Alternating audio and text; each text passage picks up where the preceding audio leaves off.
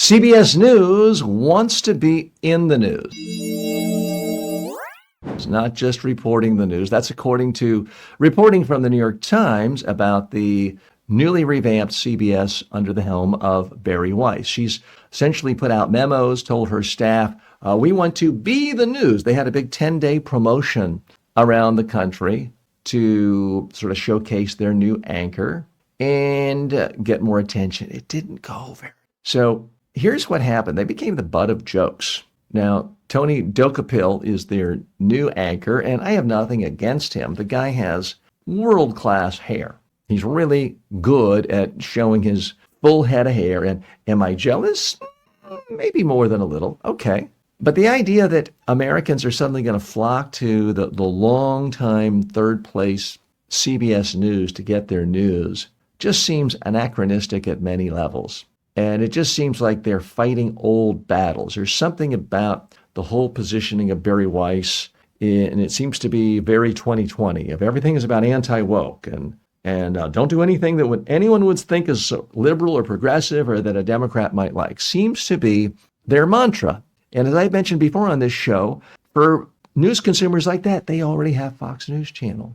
They don't need another Fox News Channel. Just ask Newsmax and OAN and some of the other Me Too networks. So she put out a memo saying that every night we have to do something with viral potential. Okay, I mean, that's great if you are somebody like me, a small-time, independent, YouTube, TikTok producer, a small, tiny little media organization. But when you're CBS News, and people really look to you for credibility, for fact-based journalism, for traditional, serious journalism, just trying to make the news seems a little silly.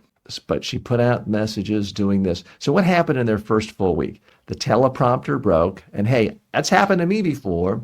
But if my teleprompter breaks, it doesn't really bother that many people because I don't have 3 million people watching me, or in the case of CBS News, maybe 1.5 million people. Now, here's what's happened. Apparently, the teleprompter issue in the last week is the anchor was reading it, and then he's realizing, there's a couple sentences here that I just read 10 seconds ago. What's going on? And he kind of stopped and asked his producer on the ear. It was wildly awkward, did not look professional. It was not the seamless product you expect from a huge, big budget staff and team for a 19.5-minute newscast, which is what a 30-minute newscast really is once you strip out the commercials. Why were there duplicates? Well, apparently Bari Weiss and some of her minions were rewriting the script seconds before it went on the air. And when you are constantly rewriting things, changing things, revising things, filtering it through your own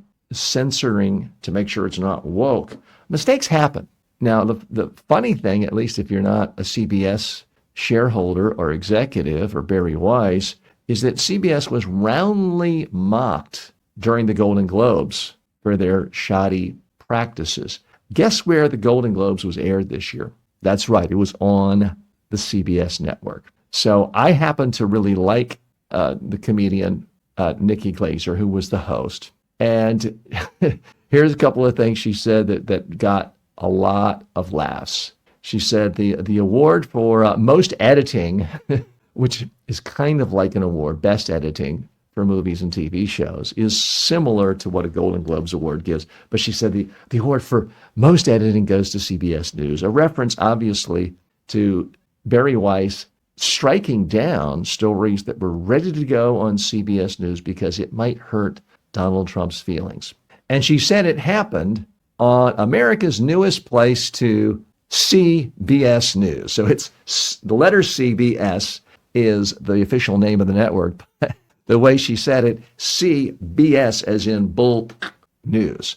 So it was a clever burn in the eyes of most people, and I'm sure it stung.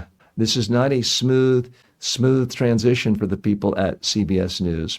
Truthfully, I don't know how you make something like CBS News relevant. I've been a news junkie my whole life. Growing up, I watched CBS News. I believe it was the dominant station in my household. We watched the CBS local news, WBTV News in Charlotte, North Carolina. And then right after that was the CBS Evening News, Walter Cronkite for much of my childhood, and then Dan Rather, starting in, I believe, in about 1982. So, and CBS's 60 Minutes was a staple in my household, as well as most households. That was seen as the gold standard of journalism. Not anymore. And it should be pointed out that even though CBS Evening News, their ratings on a typical weeknight have been down, 60 Minutes ratings were still really, really good until recently. And it seems as though they're trying to tarnish that brand, do everything they can to make it seem irrelevant, to make it seem like their reporters are auditioning to get on Fox News or their own right-wing podcast. That's a sad thing to say for any so-called news organization. Have you watched CBS News in a while? If so, let me know. What do you think of them? Again, I'm consuming news all day long. Every once in a while, something will come to me from an aggregator, because I do look at various aggregators like Google News and the Drudge Report.